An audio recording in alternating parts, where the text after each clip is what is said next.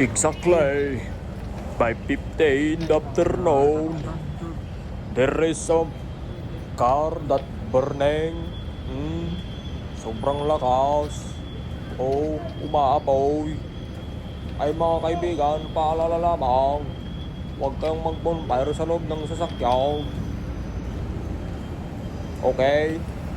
Andito po tayo ngayon sa Gen Shepherd dito sa Toronto. Mag-ingat po tayong lahat. Huwag mag-vape habang nasa loob ng sasakyan, habang nakaandar ang sasakyan. O kaya, huwag masyadong ma-hurt sa breakup ni Katniel. Diba? Ayan na mga kaibigan nating bumbiro. Patay sunog.